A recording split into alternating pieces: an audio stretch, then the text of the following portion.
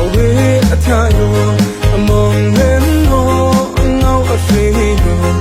luna the town yum sa no na a pen ten kong a pen na the fata king kong yum hin lu len tom na na no you having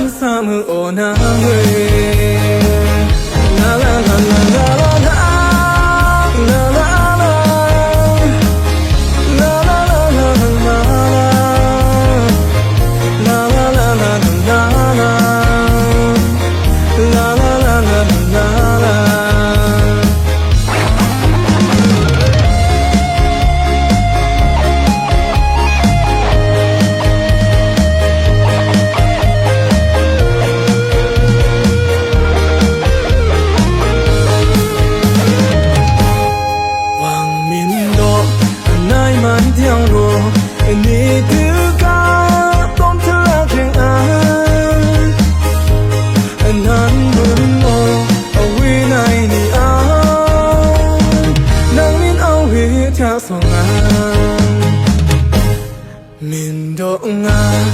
mơ pa nam rong mun ho trak kung ho ni nan nga ira ko chang na lo long nam min ke tu we me wi sa ra yo pa ida